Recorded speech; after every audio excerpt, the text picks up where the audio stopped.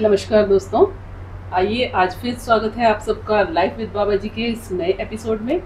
और आज हमारा सौभाग्य है कि हमारे ग्रुप के कुछ हमारे भाई बहन यहाँ पर मौजूद हैं और जिनसे आज हम बाबा जी के बारे में बात करेंगे, कुछ और बातें जानेंगे, उनके कुछ और एक्सपीरियंस जानेंगे बाबा जी के बारे में।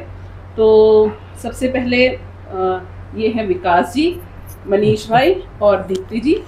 और सबसे पहले विकास भाई, मैं आपसे जानना चाहती हूँ कि जैसे आप बाबा जी से जुड़े हुए हैं, तो हमारे महेंद्र बाबा जी के बारे में, कि उनके बारे में आप क्या जानते हैं, आप उनसे कुछ आपको कनेक्शन फील हुआ या क्या आपका क्या अनुभव है उनके साथ?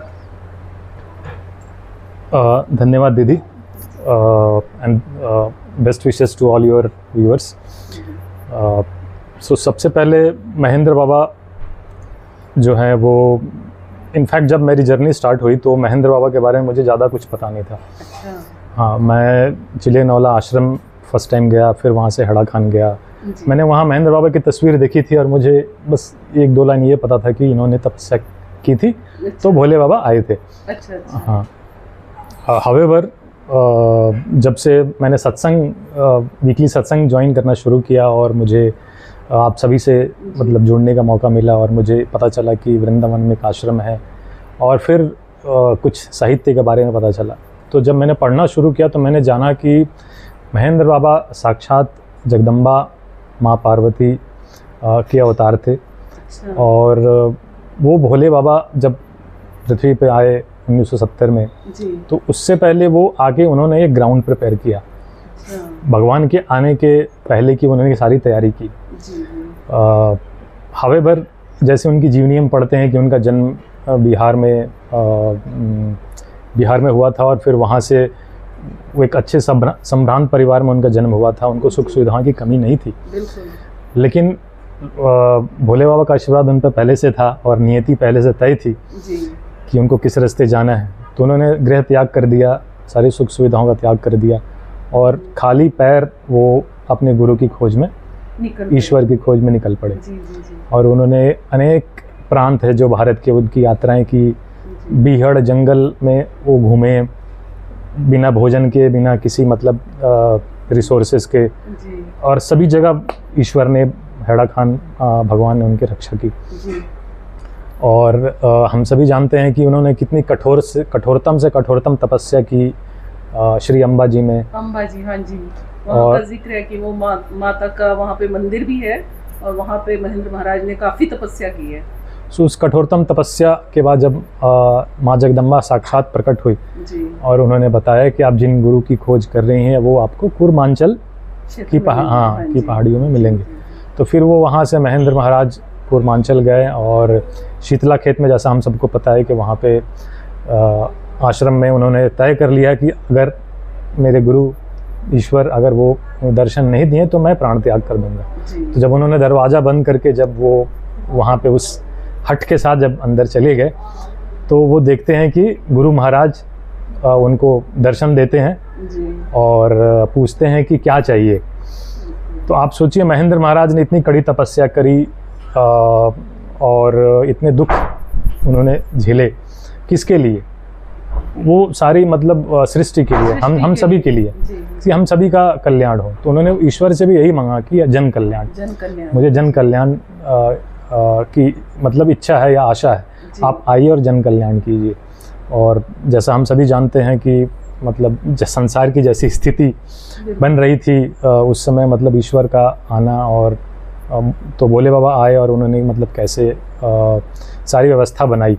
तो अब हम अगर ध्यान से देखें तो देखते हैं कि महेंद्र महाराज ईश्वर महाप्रभु जी के आने के पहले उन्होंने कैसे शास्त्री जी से वो मिले, उन पे कृपा की और इतने सारे ग्रंथों का उन्होंने निर्माण किया और कराया भी, ताकि हम सभी उन ग्रंथों को पढ़े, उसका लाभ ले सके, महाप्रभु जी के बारे में और जान सके और उनके जो बताए हुए रास्ते उस पर चल सके। तो मेरे हिसाब से महेंद्र महाराज ने जो त्याग किया, जो तपस्या की, वो जैसा कहते हैं ना कि गुरु और गोविंद दो खड़े, तो हम कितना इम्पोर्टेंस हम गुरु को देते हैं। तो एक तरह से जो लोग मतलब महेंद्र महाराज को मानते हैं वो जानते हैं कि कैसा जीवन उन्होंने जिया और कैसे तपस्या करके उन्होंने भगवान स्वयं साक्षात पूर्ण ब्रह्म हैड़ा खान वाले बाबा को धरती पे बुलाया।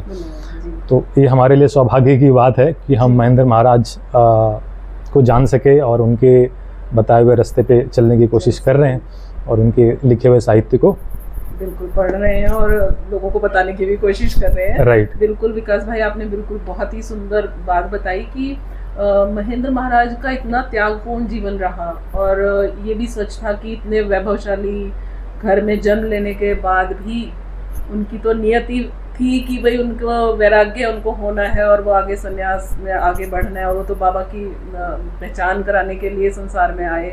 और उन्होंने सच में जग को बाबा की पहचान कराई और उसी के लिए कार्य किया, उसी में अपना पूरा जीवन दे दिया। तो उसके बाद बाबा जी वहाँ से वृंदावन की तरफ भी आए, वृंदावन में रहे वो काफ़ी समय और वृंदावन में मंदिर भी है अपना। तो मनीष भाई, मैं आपसे जानना चाहती हूँ कि अब वहाँ की कुछ घटनाएं अगर आपके स्मरण में हैं, आप कुछ शेयर करना चाहते हैं तो, कि वो किस तरह वृंदावन में आए बाबा और वहाँ पे किस तरह उन्होंने मंदिर का निर्माण। जी, जो एक दो चीज़ें मेरी स्मृति में आ रही हैं जो उसका माध्यम भी हमारा सत्संग है जी और पुस्तकें हैं, उसकी तरफ मैं थोड़ा मतलब कि आपके यहाँ शेयर करना चाहूँगा, जो एक विशिष्ट बात मेरे ध्यान में आ रही है। बाकी वृंदावन की तो बात मैं बाद में आऊँगा जी। एक चूँकि बहुत जीवन में त्याग किया महेंद्र महाराज ने और हमेशा यही बात थी कि भाई ईश्वर का स्वरूप कैसा है। तो आप सब जानते हैं कि उन्होंने कम से कम भारत का कई बार भ्रमण कर लिया, पूरे भारत का। बिल्कुल। कैलाश मानसरोवर तक भी चले गए उस समय जी। जब कोई साधन नहीं होता था। डाकुओं तक ने घेर लिया, क्योंकि तिब्बत का जो क्षेत्र है ना, डाकू भी होते थे दस्यु टाइप के, पर वो साधुओं को देखते तो सोचते भाई इनके पास क्या है, कुछ नहीं है। और सारी पैदल यात्राएं करते थे। सारी पैदल यात्राएं।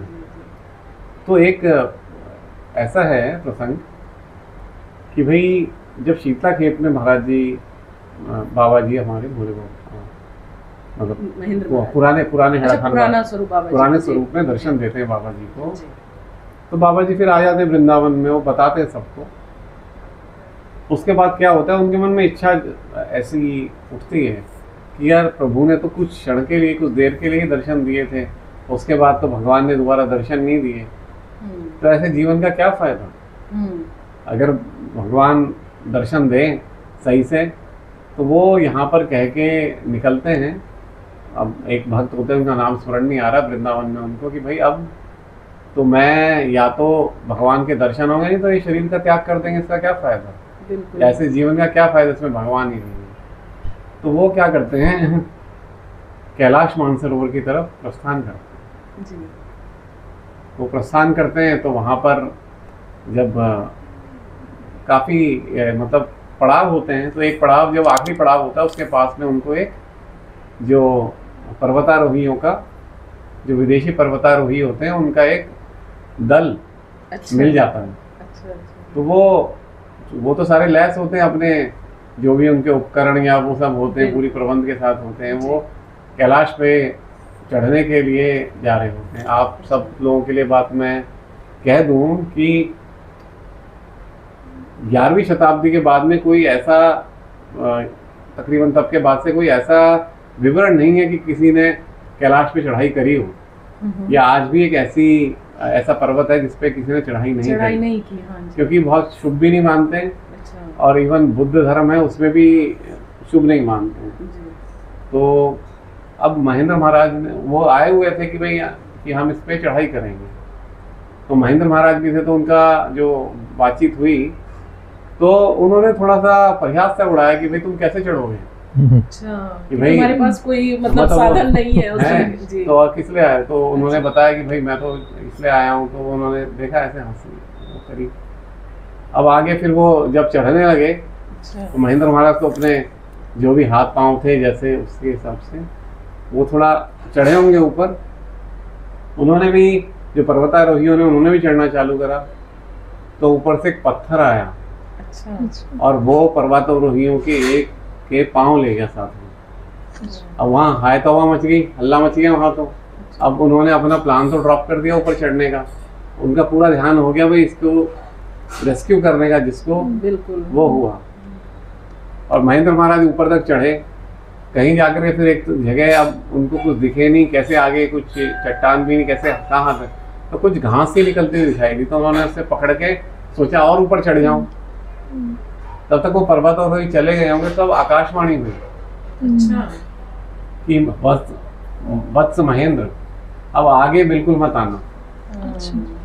मैं तुम्हें जल्दी दर्शन दूंगा और 8 सिद्धियां, अष्ट सिद्धि और 9 निधि तुम्हारे साथ में सदैव रहेंगी और मैं तुम्हें जल्दी दर्शन दूंगा। ये आकाशवाणी हुई।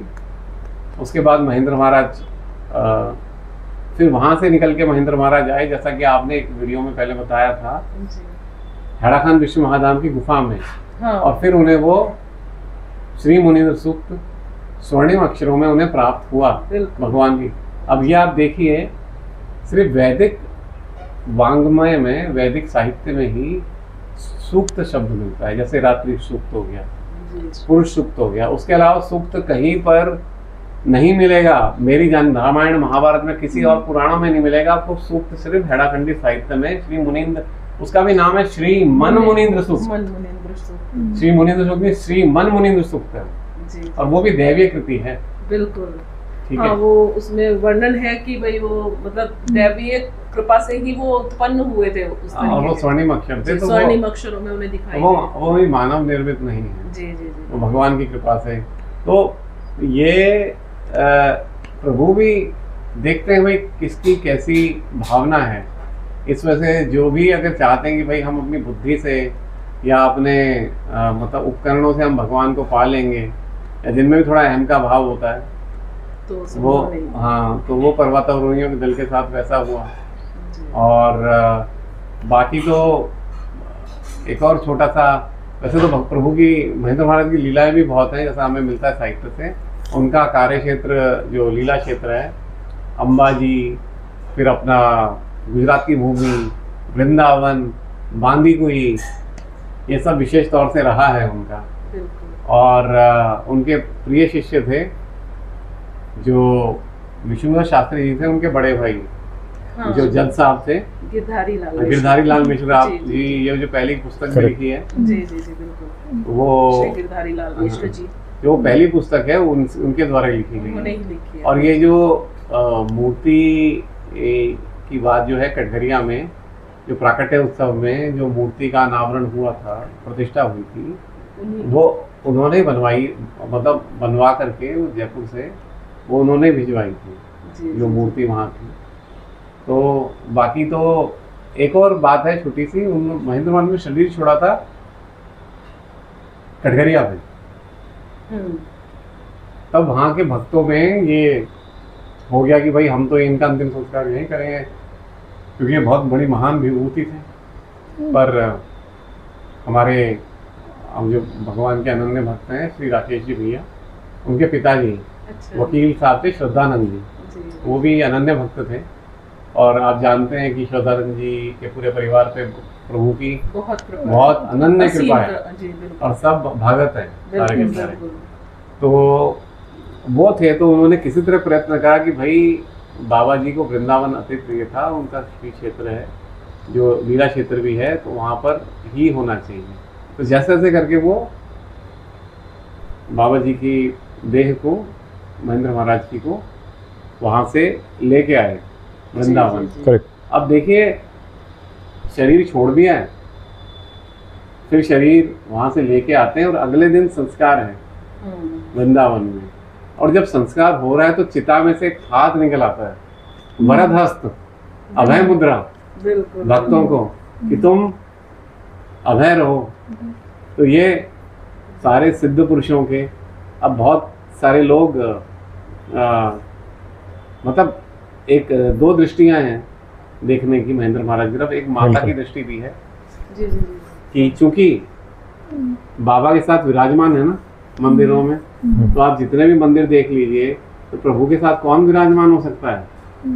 माँ ही। और दूसरी बात ये है कि एक जगह अनुपम कृपा में महेंद्र महाराज स्वयं लिखते हैं कि जो प्रभु के दर्शन हुए थे, ये अपना जो रास्ता है काठगोदाम से हैड़ा खान की तरफ, चित्रशिला का मंदिर है उसके पास की वो घटना है, जब बांकीलाल जी पाठक जो अनन्य भक्त थे, उन्होंने भी दर्शन करे थे उस समय पुराने हैड़ा खान वाले बाबा के। दिव्य चिन्मय पुंज चिन्मय रूप था जिसमें से दर्शन हो रहे थे। तो उस समय ये महेंद्र महाराज लिखते हैं कि बांकीलाल जी, भक्त बांकीलाल जी के शब्दों में महेंद्र महाराज की दशा ऐसी थी जैसे एक पतिव्रता स्त्री की अपने पति को देखते हुए हो जाती है, वो दशा वर्णन उन्होंने। अच्छा। मतलब महेंद्र महाराज की दशा आप देखो कैसे, बिल्कुल माँ का स्वरूप, मतलब उन्होंने वहाँ पे वो वर्णित करा कि भाई उस तरह की उनकी स्थिति थी। तो इससे ये मतलब पता चल रहा है या ये चीज आ रही है कि भाई वो माँ का ही स्वरूप थे। और आप सब ये देखिए जानते हैं कि जो माँ है हमारी पार्वती माता, ये प्रथम शिष्य हैं। और ये और ये जो संप्रदाय भी हमारे जो मतलब शैव संप्रदाय है, इसमें भी जितने भी चरित्र हैं, आप मान लीजिए बाबा जी हो गए, माता हो गई, अपना ये जो है गुरु हैं, ये कार्तिकेय जी के क्या नाम है अपना, दत्तात्रेय भगवान, दत्तात्रेय भगवान हो गए, गोरक्षनाथ जी के सारे चरित्र आपको आसपास यहाँ, नवनाथ, ये सारे के सारे चरित्र यहाँ मिलेंगे आपको। अब बाबा जी क्या कहते हैं, भोले बाबा, कि भाई शम्मी कपूर को 10वां नाथ बना दिया गया। अब ना 10वां नाथ वही बना सकता है जिसके पास अथॉरिटी हो। तो किसके पास अथॉरिटी है? प्रभु के पास ही है ना, जिसने 9 बनाया होगा वही 10वां बनाएगा। तो ये सारे के सारे कैरेक्टर है ना, ये यहाँ दिखते हैं आसपास।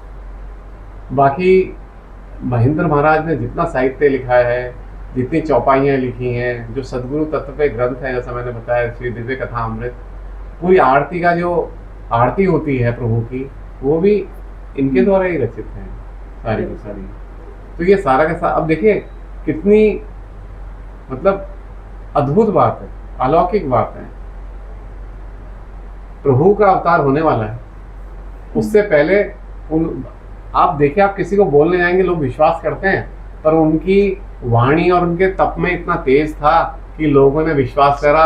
सबको पता था हैड़ा खान बाबा जी हैं, कुछ कोई आने वाले हैं। उन भक्तों ने देखा नहीं हुआ था और वो आरती करने लगे सारे के सारे भक्त। यहाँ चूंकि महेंद्र महाराज ने कहा है तो कोई महान विभूति हैं जिनकी मूर्ति स्थापित हुई है और ये आएंगे।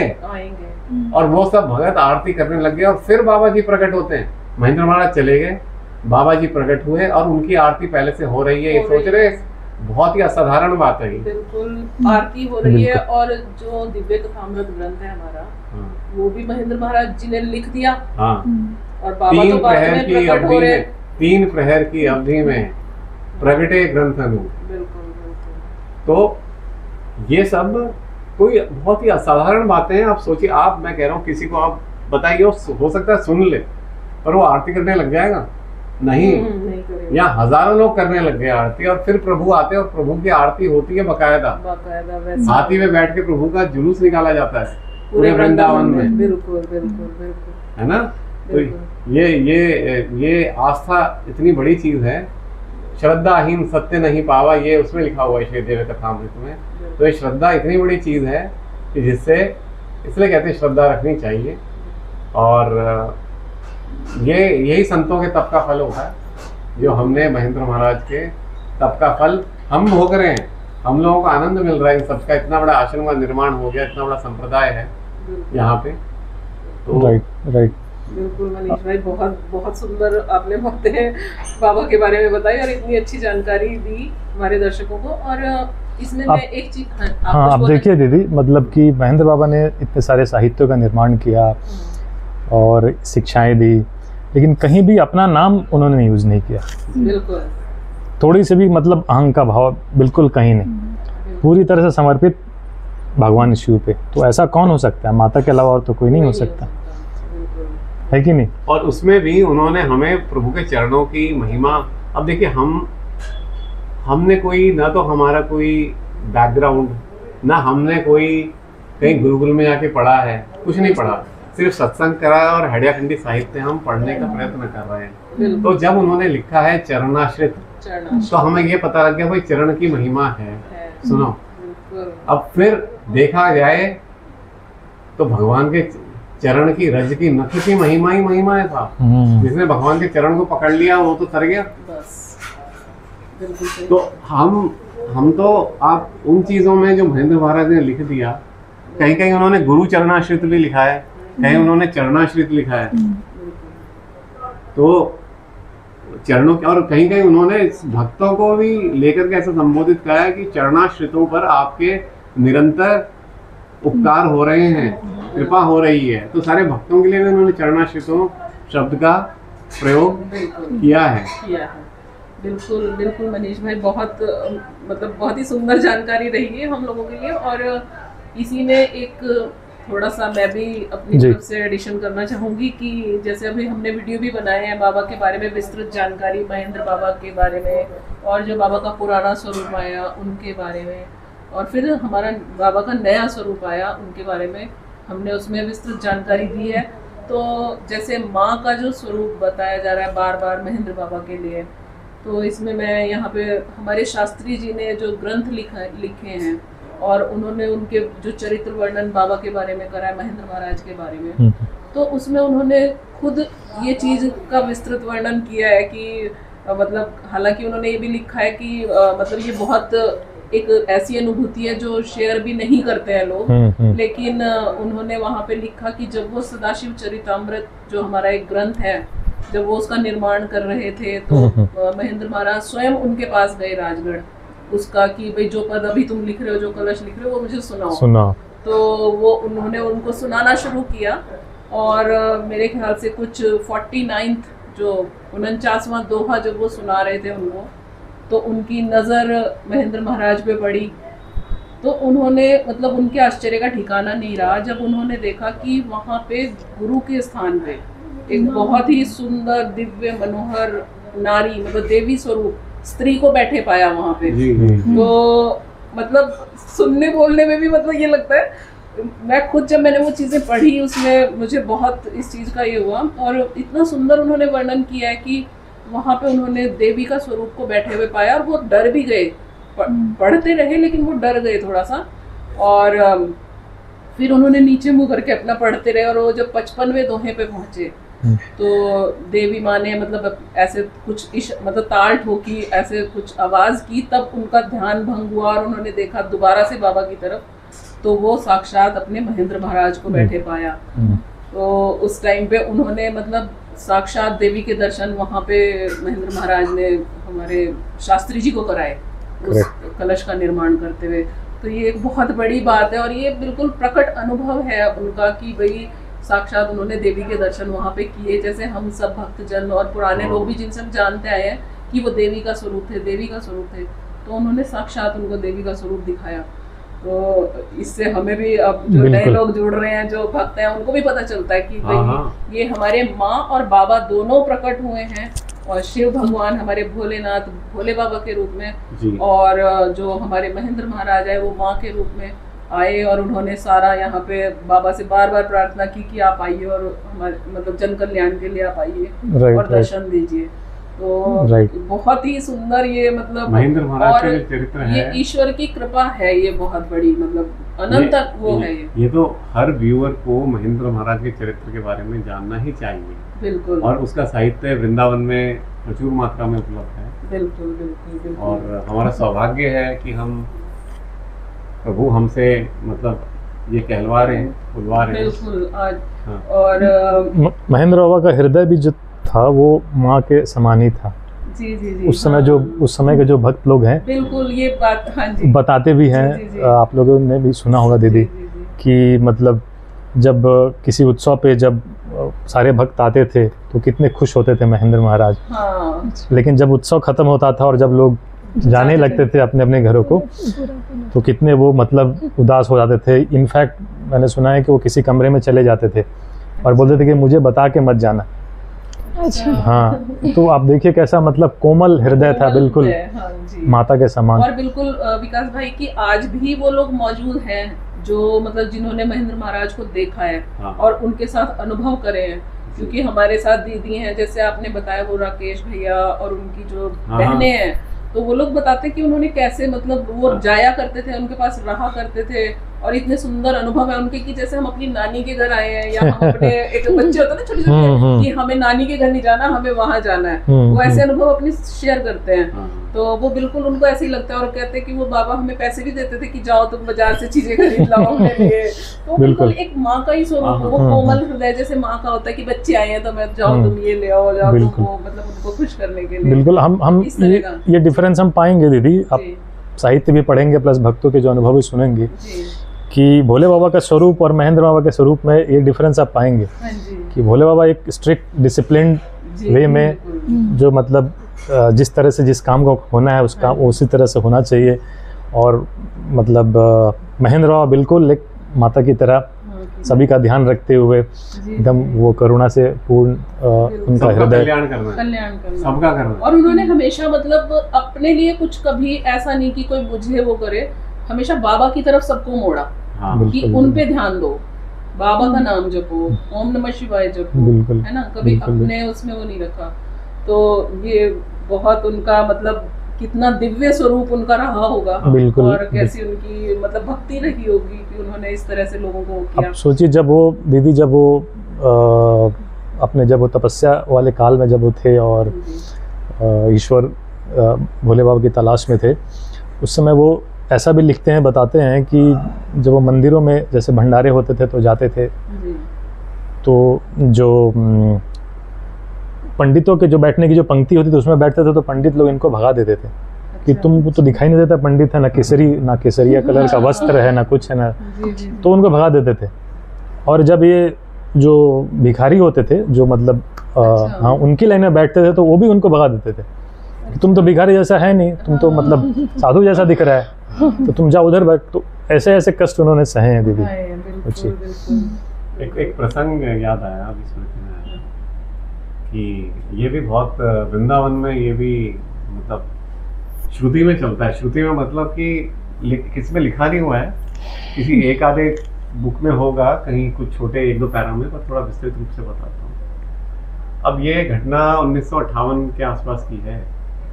तब तक ये विग्रह जो है कटघरिया वाला वृंदावन आ चुका था, श्री श्याम सदाशिव कुंज में प्रतिष्ठित हो गया था।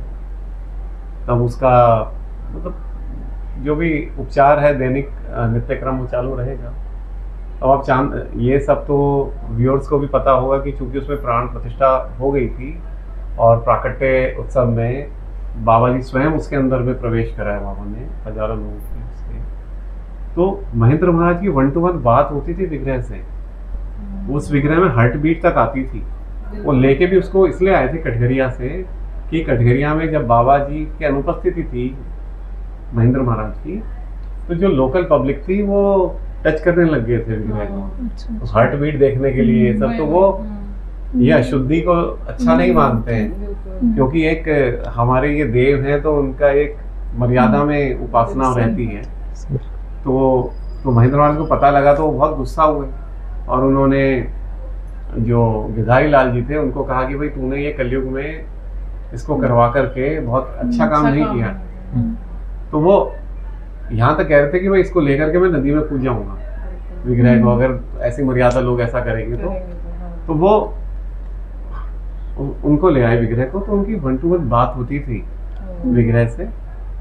एक दिन अखबार उन्होंने पढ़ा, उस समय चीन जो था, Chinese forces people liberation army की, वो तिब्बत में आ चुकी थी।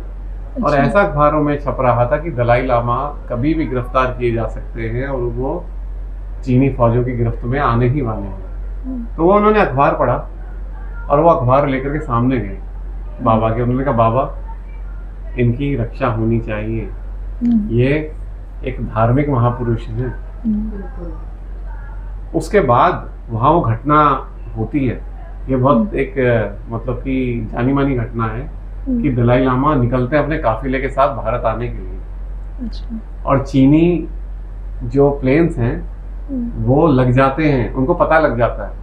पर तभी चमत्कार क्या होता है कि बादलों का वो पूरा का पूरा तूफान आता है और बादलों का एक गुच्छा या ग्रुप कह लो आप, उनके ऊपर में आच्छादित हो जाता है। और वो तब तक नहीं हटता है जब तक दलाई लामा का पूरा काफिला भारत की सीमा में घुस जाता है। और ये चाइनीज जो एरोप्लेन है वो देख नहीं पाते हैं और उसकी सूचना यहाँ से विग्रह रेडियो पे बाद में प्रसारित होता है। ये विग्रह से महेंद्र महाराज को ये सूचना दे दी जाती है कि भाई वो भारत की सीमा में आ गए हैं और वो सुरक्षित हैं, बचा लिए गए हैं। और ये मौखिक रूप से श्रुति में बहुत चलता है वृंदावन में ये किस्सा। और तूफान आया, चमत्कार हुआ, ये दलाई लामा के या पब्लिशिंग में और अदर वर्क्स में मौजूद है। और ये मैंने सुना भी था एक सत्संग में, श्री आदित्य राज कपूर जी ने कहा था एक सत्संग में। हाँ।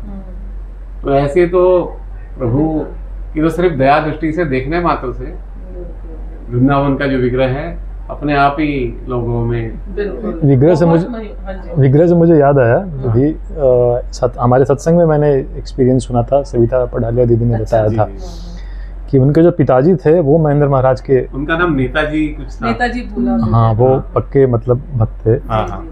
तो बताते हैं वो पिताजी के साथ ये एक्सपीरियंस हुआ कि जब वो गए वृंदावन वाले मंदिर में और विग्रह को जब देख के उन्होंने ऐसे प्रणाम किया, अच्छा ऐसे प्रणाम किया, तो विग्रह ने भी अपना सर झुका के ऐसे प्रणाम किया।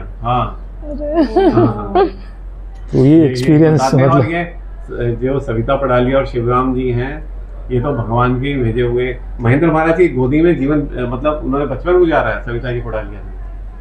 ठीक है, ये सुन के मतलब बहुत ज्यादा अद्भुत एकदम मतलब वो ये कह सकते हैं मतलब अब आज के युग में हम लोग कि भाई बाबा वहाँ पे साक्षात विराज, बिल्कुल ऐसी घटनाएं उस विग्रह में है, आज भी होती है। अब देखिए हमारी जो जनरेशन है पूरी की पूरी ये जो वेस्टर्न करिकुलम से पढ़ी हुई, मेट्रो सिटी में पढ़ी हुई, कूट के हमें पढ़ाया गया पहले तो कि भाई ये जो साइंटिफिक बेस है यही सही है, हर चीज पे तुम प्रश्न करो, चाहे वो आध्यात्म की चीज हो, भगवान हो, हर चीज पे अननेसेसरी प्रश्न भी करो। बट ये आज भी होता है। जब महेंद्र महाराज ये अपना जो बृहस्पति गुरु इनका जो मंदिर है उत्तराखंड में वहां जाते हैं, वो जो एक मंदिर है ये अपना देवगुरु, अच्छा देवगुरु स्थान है, देवगुरु स्थान है। हाँ जी। तो जब उस मंदिर पे महेंद्र महाराज जाते हैं तब आकाशवाणी होती है वहां पे, तो उसमें वो लिखते हैं आगे कि ये कोई मिथ्या नहीं है जो हमारे शास्त्रों में कहा गया है, एक एक वचन परम सत्य डिंडिम घोष है, आज भी होता है, आज भी आकाशवाणी होती है। तो हम जब पढ़ते थे, अब जैसे हो रहा है कि भाई वो कंस देवकी जी को लेके जा रहा है तो आकाशवाणी हो रही है, तो हम सोचते थे कैसी होती होगी, कैसे होता होगा ऐसे है। और जब वो गोमंतक पर्वत पे वध करने जा रहे हैं कृष्ण और बलराम जरासंध का, तब आकाशवाणी होती है कि हे कृष्ण बलराम, इसको वध कर तुम्हारे हाथों नहीं लिखा गया है, इसको वध करने वाला जन्म ले चुका है। तो ये चीजें परम सत्य हैं, तो वो जितना अनुभव भगवान करवाते उतना कर लेना चाहिए। बिल्कुल बिल्कुल बिल्कुल। ये देखो आज कितनी अच्छी जानकारी, इतनी अच्छी अच्छी बातें पता चल रही हैं, इतनी अच्छी चीजें सीखने को मिल रही हैं। और ऐसे ही अब मैं एक हमारे महेंद्र महाराज जी का ही लिखा हुआ एक बहुत ही सुंदर ग्रंथ है जो आज की डेट में ये कहा जाता है भाई जैसे हमारे रामायण और गीता का जितना महत्व है उसी तरह इसका भी जो हमारा दिव्य कथामृत है और लोगों के अनुभव भी हैं उसके साथ। तो मैं अब दीप्ति जी से भी जानना चाहूंगी कुछ कि आपका मतलब आपने उसको पढ़ा है या आपका कुछ अनुभव है उसके साथ, कुछ आप बताना चाहें। बोले बाबा की जय। उसके साथ मेरा अनुभव है क्योंकि मैंने जब ये मेरे को पुस्तक मिली, ग्रंथ है वो एक बहुत दिव्य ग्रंथ है, और जब मैंने उसे पढ़ना स्टार्ट किया अपनी रोज़ की डेली लाइफ में पूजा में थोड़ा थोड़ा मैंने उसे पढ़ना स्टार्ट किया, ज़्यादा तो नहीं लेकिन थोड़ा पार्ट में उसका रोज पढ़ती थी।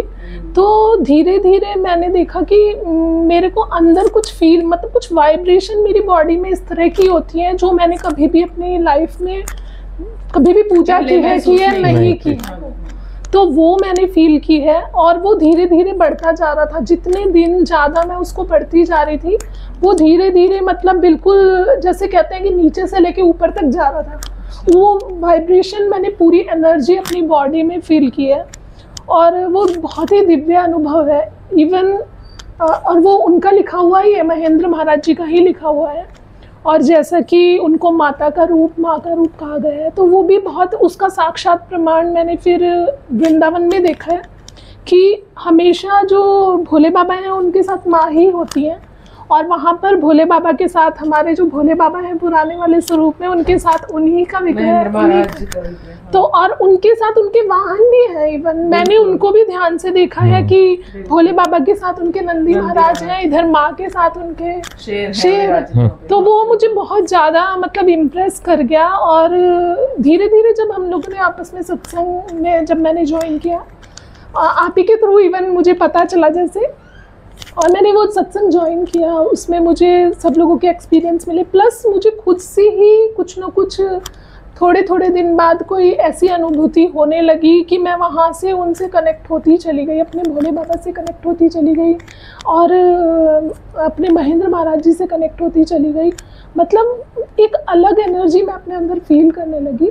तो ये मेरे लिए बहुत ही ज़्यादा दिव्य अनुभव है, और मैं कहना चाहूँगी कि मेरे को ज़्यादा टाइम नहीं हुआ है, लेकिन ये बहुत मतलब मैं कहती हूँ ये इस दुनिया की अनुभूति नहीं है, ये बहुत ही दिव्य है। और मैं भी हमेशा एक साइंस की स्टूडेंट रही हूँ, तो मैं हमेशा ही, जैसे मैंने फिजिक्स पढ़ा है, तो मैं हमेशा कि अर्थ होती है, मून होता है, सन होता है और प्लैनेट्स होते हैं, तो मैं उन चीज़ों को माना करती थी। तो लेकिन ऐसा नहीं है कि मैं भगवान को नहीं मानती थी, वो था हमेशा से। लेकिन जब मैं यहाँ से कनेक्ट हुई, जब मैं हेड़ाखान आश्रम गई, और वहाँ पे मैंने जो एनर्जी फील की, और मैं उसे वापस लेके अपने साथ घर आई, और मैं वहीं, ऐसा लगा मैं वहीं की रह गई होकर। और फिर मैं मतलब उस चीज़ को मैं रोज़ हर डेली लाइफ में फील कर रही थी। मुझे कभी कुछ दिख रहा है, कभी मुझे फील हो रहा है, कभी मेरे को एनर्जी फील हो रही है बॉडी में, मैं कुछ पढ़ रही हूँ तो फील हो रहा है, दिव्य कथा अमृत पढ़ रही हूँ तो। और आपको मैं बताना चाहूँगी, उस पुस्तक से पहले मैंने कभी कोई पुस्तक नहीं पढ़ी है। उस पुस्तक के लिए, बाबा जी की जितनी पुस्तक है उनके लिए जो मेरा अट्रैक्शन है, उससे पहले मैंने कोई पुस्तक नहीं पढ़ी है। इवन मैं थोड़ा सा पढ़ती हूँ और मैं छोड़ भी देती हूँ, क्योंकि पता नहीं मेरी क्या आदत है। लेकिन उस पुस्तक के अलावा कोई पुस्तक मैंने पूरी उससे पहले नहीं पढ़ी थी, और वो मेरे लिए इतनी दिव्य है, मैं बता नहीं सकती हूँ। उससे मतलब मैं बताना चाहूँगी कि मैंने अपनी बॉडी में पूरे एनर्जी फील की है पुस्तक को पढ़ने के बाद। पुस्तक को पढ़ने के बाद जैसे जैसे मैं उसका एक एक पैराग्राफ या कुछ भी दोहे कुछ पढ़ रही हूँ, हर दिन मुझे अलग एनर्जी फील हो रही है। इवन वो बिल्कुल नीचे से लेके जाके सिर तक फील हो रही है वो मुझे, इतनी एनर्जी है उसमें। और वो महेंद्र महाराज जी की लिखी हुई है, और मैं उन्हें साक्षात माँ का रूप मानती हूँ, क्योंकि उन्होंने ही हमें भोले बाबा के आने का सारा वो माँ ही कर सकती थी और कोई नहीं कर सकता था। तो ये मेरे लिए तो बहुत दिव्य अनुभव है, और उनसे जुड़ना, बाबा से कनेक्ट होना, हेड़ाखान आश्रम जाना मेरे लिए इतना दिव्य है कि मैं उसको शब्दों में बयान नहीं कर सकती अपने। बिल्कुल, बहुत। और मैं अपने बच्चों को, इवन आने वाली जनरेशन को यही बोलना चाहूँगी कि प्लीज़ पढ़ाई करिए, सब है, लेकिन ऐसा नहीं है कि हम कुछ पढ़े और उसके बाद हम ईश्वर को भूल गए या हम उनको नहीं सुनना चाहते। हमें मतलब ईश्वर पे जरूर उनको हमेशा अपने साथ रखना चाहिए। कोई ऐसी दिक्कत लाइफ में नहीं आएगी जिसे आप फेस करेंगे, हमेशा वो आपको बचाएंगे उससे। तो मैं अपने दर्शकों को यही बोलना चाहूँगी कि उनके साहित्य को पढ़ें, उनके बारे में जानें, और जैसे दीदी आप ये वीडियो शेयर कर रही हैं, सब लोग उनको ध्यान से देखें कि मतलब क्या बताया जा रहा है, तो उनको ध्यान से सुनें और देखें। बिल्कुल दीदी, बहुत सुंदर अनुभव। अभी मतलब कम समय में इतना सुंदर अनुभव लेना और इतने अच्छी तरह उन चीज़ों को समझना एक बहुत बड़ी बात है अपने आप में। और हमें बहुत खुशी है कि लोग इस तरीके से जुड़ रहे हैं और बाबा उन्हें प्रत्यक्ष अनुभव अपना दे रहे हैं। तो आपने ये चीज़ गौर किया होगा दीदी कि ये चीज़ें स्पेशली कोविड के बाद से ज़्यादा एक्सेलरेट हुई है। बिल्कुल है कि नहीं, कि ज़्यादा से ज़्यादा लोग, even in fact there were many people कि वो वृंदावन में हो या हैड़ा खान हो, काफ़ी दिनों तक वो नहीं जाते थे या नहीं गए। लेकिन इधर कुछ सालों में वो चीज़ें बढ़ने लगी हैं धीरे धीरे, सत्संग में लोग जुड़ने लगे हैं, नाम प्रचार होने लगा है और लोग एक दूसरे को जानने लगे हैं। हम डेली लाइफ में भी बहुत ज़्यादा चेंज हो गए हैं, हमारे अंदर इतने चेंजेस आ रहे हैं जो शायद हमें नहीं पता, लेकिन कभी कभी लगता है कि हम कुछ अंदर से चेंज हो रहे हैं। जैसे मैंने पूजा का मेरा ये रहता था कि कर लिया है तो कर लिया है, भगवान मेरे अंदर है, कर लिए तो कर लिए, नहीं करिए तो भी मेरे को नहीं। लेकिन अभी जब से मेरा मन खुद से करता है कि मैं जाऊँ जरूर, रोज़ दिया जलाऊँ, मैं अपने भोले बाबा को देखूँ, और उस टाइम भी मैंने इतने तरह के एक्सपीरियंस किए हैं जो मैं बता नहीं सकती हूँ। मतलब मैं बिल्कुल हिल के रह गई हूँ टाइप से मैंने उस टाइम के वो किए हैं। जो दिव्य अनुभव है तो उसके बाद तो हम अपने उस अनुभव को नकार नहीं सकते। बिल्कुल बिल्कुल दीदी, ये तो सच है। तो जब कि कोई हम सुन नहीं रहे हैं, हम फील कर रहे हैं, जो इंसान उसको फील कर रहा है तो वो उसको फिर झुठला नहीं सकता कि नहीं ऐसा, मतलब बिल्कुल दीदी है या गलत है या हमारा भ्रम है, ऐसा नहीं है। मैं अपने उस टाइम को याद करता हूँ जब मैं ये सोच के रोया करता था कि भगवान तो संसार में है ही नहीं, और अभी ये समय है कि आंख बंद करते ही उनका चेहरा नजर आता है, सामने नजर आ जाते हैं, है कि नहीं? बिल्कुल साथ ही लगते हैं। हाँ। मतलब जो कहीं पे जब मैं पहले वीडियो सुनता था तो बहुत जगह मैंने सुना कि भाई जीवन में जब गुरु आएगा पहले गुरु को ढूंढो, ये है, उसके बाद में गुरु आता है, उसके बाद की लाइफ कुछ और रहती है, पहले कुछ रहती है। मैं समझ में नहीं आता था, बट अब जब यहाँ के अनुभव है तो ऐसा लगता है 100 वॉट का बल्ब सर के ऊपर जला हुआ है। और मतलब बाद में आप जैसे बोल रहे हैं कि गुरु आएंगे, मैं तो ये सोचती थी गुरु आते कैसे मिलते हैं भाई गुरु, मतलब हमेशा ही रहता था। लेकिन जब वो आए तो इतना अचानक से आए और वो ही सब कुछ टाइप से, मतलब हमारे बाबा जी ने वो बात को बिल्कुल जैसे कहते हैं ना, सुना करते थे कि गुरु होना चाहिए, लेकिन ये भी कहा जाता है साथ साथ कि हम गुरु को नहीं ढूंढ सकते, हमारी हिम्मत नहीं है, लेकिन गुरु हमें ढूंढ लेते हैं। तो शायद हमारे बाबा जी ने तो हमारे हम लोगों के साथ शायद ऐसा ही किया है, बिल्कुल, कि उन्होंने हमें हमारा हाथ पकड़ लिया या जो भी मतलब बिल्कुल हमें राह पे ले लिया, और उससे पहले हमें कुछ पता भी नहीं था, और इतने दिव्य अनुभव दिए, इतनी अच्छी अच्छी चीजें दी। हाँ आप लोग आपको नहीं पता होगा, हम लोग है ना, 1 साल पहले की बात है, मैं था, अंजना दी थी, दीप्ति दी थी, तो यहाँ से डिसाइड हुआ कि भाई काफ़ी टाइम हो गया है, वृंदावन चलते हैं। ठीक है भाई, अब मैं आ गया था, फिर दीदी लोग ड्राइव करके अपना, चूँकि दीदी ड्राइविंग अच्छी है दोनों की, बट एक साइड में ही चल सकते हैं ना, तो इसलिए दोनों दीदी के साथ में सुशील जी पे थे, तो हम गए, मेरी बिटिया भी थी, तो वो फर्स्ट टाइम जा रही थी, वो बहुत एक्साइटेड भी थी। तो जो हम बातें करते रहे उसमें कार के अंदर में, वही जैसे हम कालियानाग की बात कर रहे थे, यमुना जी की बात कर रहे थे, हमेशा जाते रहे हैं तो हम दूसरी तरह से आते रहे हैं।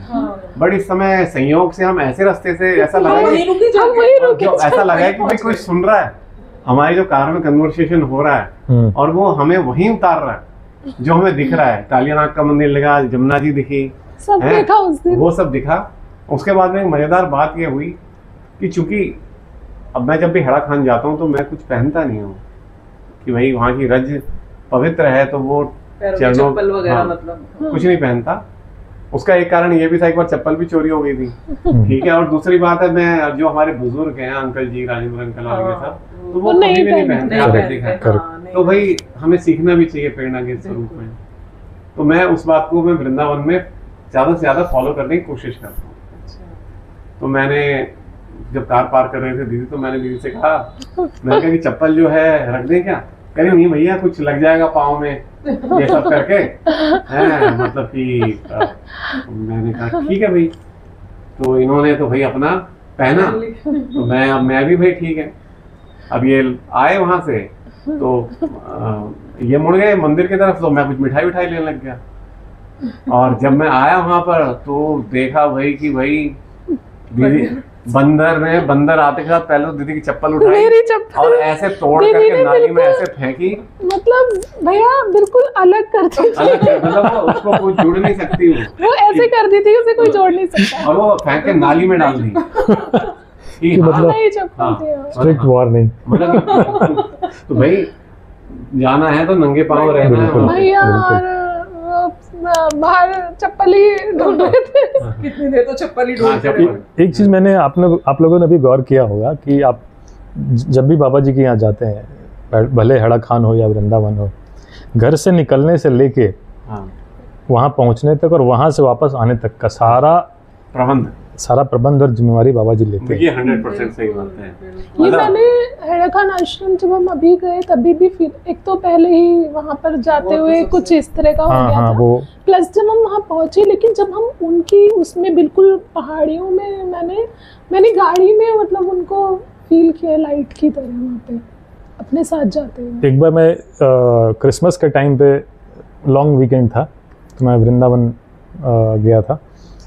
गुड़गांव में ही था उस समय दीदी, तो वृंदावन गया था। मुझे लगा कि लॉन्ग वीकेंड है, क्रिसमस भी है, 2-4 दिन वहाँ पे हाँ। गुजारेंगे, ठीक है। लेकिन वृंदावन में एक और दिक्कत ये है ना कि वहाँ पे बहुत सारे मंदिर, it's a renowned religious place, तो वहाँ भीड़ बहुत ज़्यादा हो जाती है। बिल्कुल। और स्पेशली लॉन्ग वीकेंड आ जाए तो फिर तो आप मत पूछिए, गाड़ी दूर ही रोक देते हैं, वहाँ से आपको किसी न किसी अरेंजमेंट करके 2-3 बार स्टॉपेज लेके पहुँचना पड़ता है।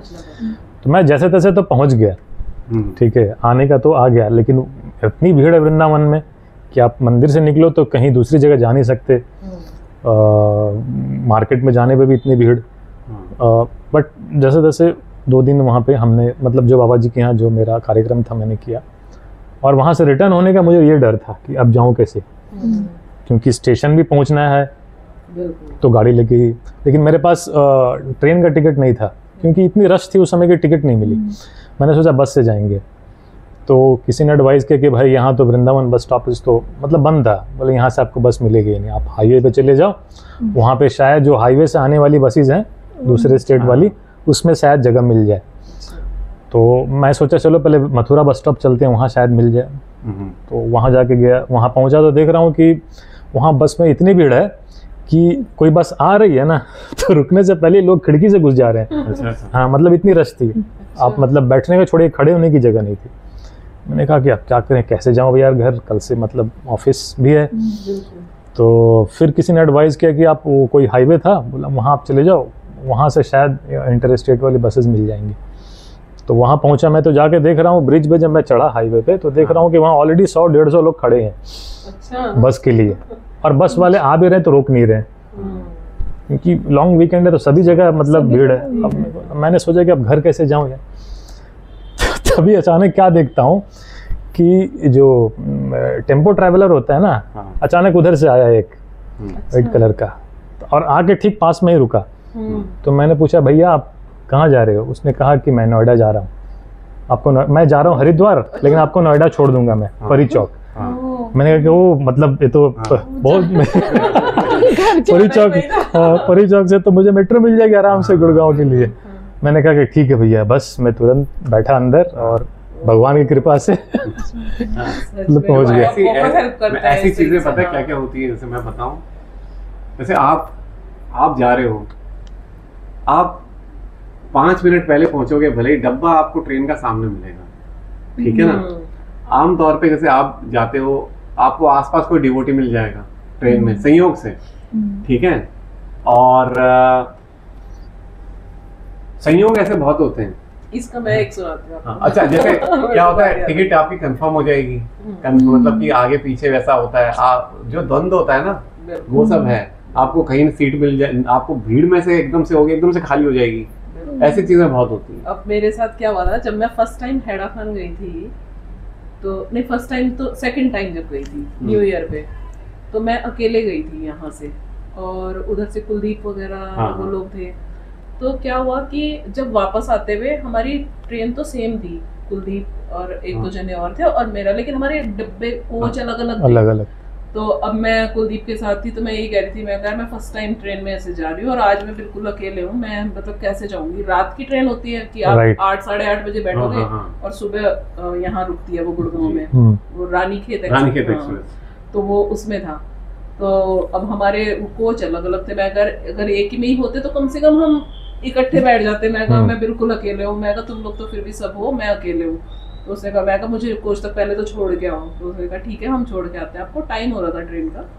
तो मैं वहाँ पे गई, कोच तक हम पहुँचे, तो वहाँ पे मैंने देखा कि बंदी हुई से ना एक ग्रुप आया हुआ था 20-25 लोगों का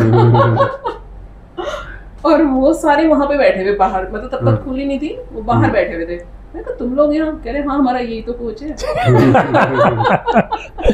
और वो सब जानते थे क्योंकि पहले ऑलरेडी, और हम मंदिर में भी मिले थे, आश्रम में भी, तो वो सबका वही टाइम था।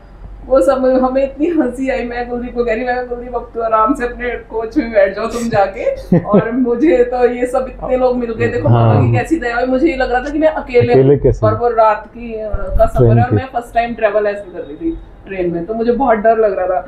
और वो सारे, और सबसे मतलब और हैरानी तब हुई जब मैं अंदर गई तो उनकी सीटें सब ये उसी उसमें आगे पीछे सब वही बैठे हुए थे। तो जहाँ मेरी सीट थी वो इधर उधर सामने वाले पे, ऊपर वाले पे, सब वही लोग बैठे हुए थे।